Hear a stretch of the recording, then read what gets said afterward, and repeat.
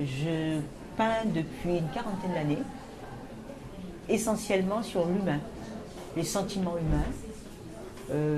Alors je suis très influencée par les voyages que j'effectue et je suis influencée par l'attitude des gens, par les communications, par le langage, énormément par l'Asie et bien sûr par la Caraïbe.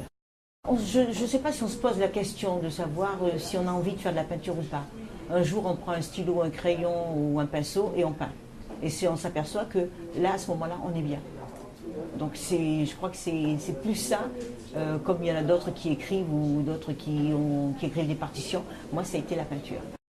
Ça peut être un sentiment que j'ai eu au cours de la journée ou quelque chose qui me passe par la tête au moment où, sur moment pas de solitude, mais de moments de réflexion, de moments de rencontre avec l'autre. Je crois que si j'étais influencée par l'actualité, je peindrais plus, on est en période de crise, tout le monde parle de la crise, plus par la violence et ça serait, mes tableaux ça ressentirait.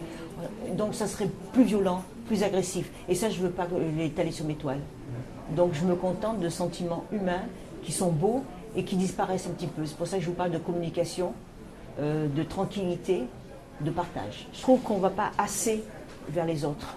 On n'a pas le temps, ou peut-être on ne prend pas assez le temps d'aller voir les autres. Et c'est ça qui me manque en termes de communication. Et c'est pour ça qu'ici, on a passé vraiment un moment, 48 heures, superbe, parce que les gens sont venus, ils sont venus vers nous avec des grands sourires.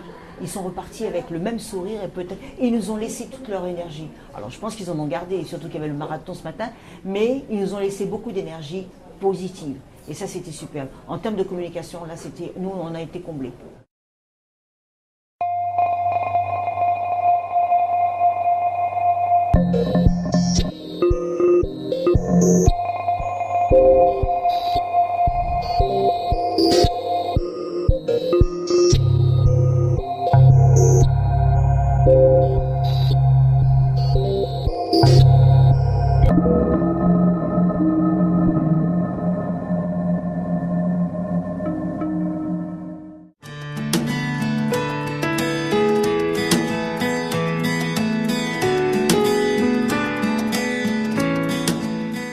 Sentiment de peinture vient un petit peu de mes parents.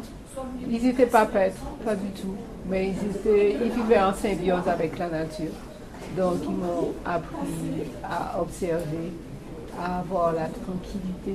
Je travaille plus dans la dynamique de redonner cet amour de la nature et de bien montrer que c'est une richesse indescriptible.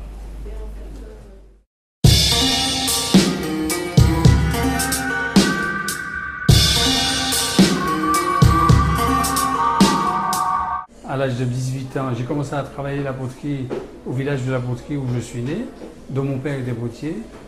Je suis parti pour le service militaire à l'âge de 18 ans et j'ai découvert la céramique en métropole, qui fait que pendant une dizaine d'années, j'ai voyagé un peu partout dans la France métropole pour connaître les différentes techniques qui se faisaient. Et pendant 20 ans, j'ai exercé mon métier en tant qu'artisan en métropole où j'étais faïencier, décorateur. Et depuis depuis un an, je suis revenu au pays pour essayer de faire connaître mon travail, faire connaître mon savoir-faire, les différentes techniques que je côtoie dans la céramique, parce que la céramique c'est vaste. Et moi, surtout aussi, je suis revenu parce que j'ai envie de refaire vivre la tradition de la poterie du village. Quand j'ai créé cette pièce, j'ai jamais voulu créer une femme. Et qu'est-ce qu'on voit? Une femme. Et il y a le plus en plus avec l'enfant. Et j'ai donné le nom, la femme et l'enfant. Alors, le plus souvent, je dis, quand je crée des œuvres, c'est pas pour moi, c'est pour les autres. J'aimerais, quand je crée, je ne donne pas de nom. Je laisse les autres s'exprimer, je laisse les autres découvrir mes œuvres. Et de là, il y a une conversation qui naît. Et moi, je rentre dans la conversation avec, comme je fais dans la pièce, quand je fais créer une pièce, je rentre dans la pièce. Et là, je commence à discuter avec le public qui a envie de savoir qu'est-ce que j'avais au fond de moi-même. Et je crois que le public me rend service parce que le plus souvent, le public découvre des choses que moi, je ne vois pas, puisque j'ai mes idées. Et avec cet échange, ça me permet d'évoluer et de voir les choses autrement. Parce que moi, je suis quelqu'un qui n'aime pas voir le côté paraître des choses. Parce que quand je donne une pièce, la personne voit quoi? Le côté paraître. Mais au fond, ce que moi j'ai, la public, c'est pas que c'est l'inconscient qui a fait que j'ai créé la pièce. Mais quand je crée cette pièce-là et le public vient, ben moi, ce que j'ai envie, c'est de partager ce moment-là. Et c'est ça ma démarche.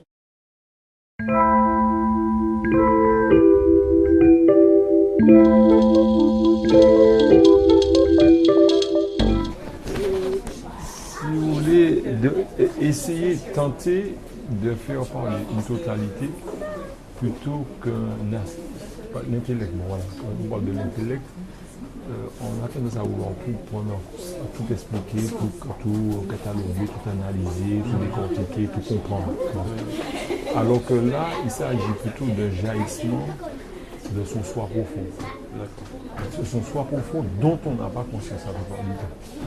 Qui est surtout énergie, qui est des sources profondes, qu'il y a notre histoire collective comme individuelle, parce que c'est des parcours à l'intérieur de soi. Et puis diverses influences, diverses choses, etc. Bon. Et cette espèce de connexion entre toutes choses, moi je pense que c'est dans l'intérieur de lui-même que ça se passe. Donc tenter un petit peu de restituer ce réseau relationnel qu'on vit dans la relation avec les choses, tenter de le restituer, en tout cas d'en donner une trace. C'est un peu comme un sismographe. La terre tremble, mais le dessin sous la feuille, c'est pas la terre qui a tremblé, c'est une image de ce qui s'est passé. Mais le vrai phénomène, bon, c'est un phénomène qui est souterrain, etc. Bon.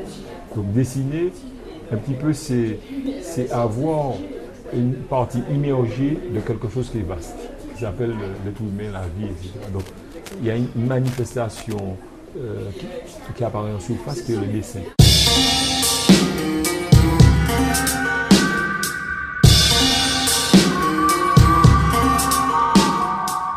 Je suis né sculpteur, je sculpte depuis l'âge de 5 ans. Je sculptais parce que mon père avait l'atelier à la maison. Donc j'ai commencé à sculpter depuis l'âge de 5 ans. Et ça continue jusqu'à aujourd'hui. Et aujourd'hui, je reviens sur un travail beaucoup plus précis, beaucoup plus ciblé. Quand j'étais malade, lourdement malade, assez sérieux. Voilà. Mon travail change en ce moment. Les sculptures qui sont travaillées, qui sont peintes en fait, c'est la suite de ce que je vais faire dans l'avenir.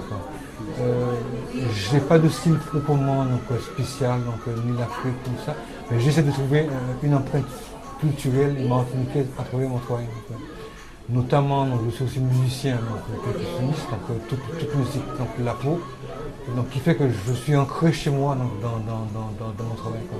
Je ne suis pas plus en Afrique que tout le monde, mais bon, malgré l'économie soit écrit en pays tard, il faut le faire. Et trouver son. Je n'ai pas l'accord parfait, mais bon, le travail qui convient mieux dans notre pays martinique.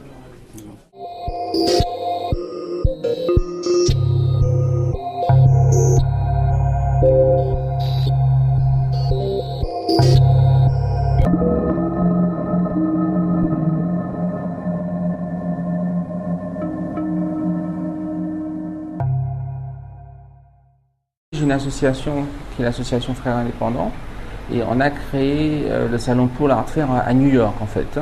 On a fait plusieurs éditions à New York, on en fait encore et on a fait 2 éditions en Guadeloupe. Et là, la rencontre avec Abda Faye et son association La Jam nous a permis de créer l'édition de la Martinique de Pool Art Fair. Mes impressions sont surtout la qualité des échanges entre artistes, la qualité aussi du questionnement du public martiniquais par rapport à ne serait-ce que leur curiosité, par rapport aux artistes, par rapport à l'art contemporain, aux arts plastiques, cette espèce de volontarisme qui en fait reflète cette impression qu'on a que l'art contemporain et les arts plastiques font partie complètement intégrante de leur vie, de leur réalité. Ce qui semble naturel pour certains, mais qui en réalité ne l'est pas pour beaucoup, quoi. Donc c'est la chose principale. Et je pense que le succès du salon est dû évidemment à notre organisation, aussi à chacun des artistes, mais beaucoup au public qui, lui, comprend la place que l'art contemporain a dans la vie.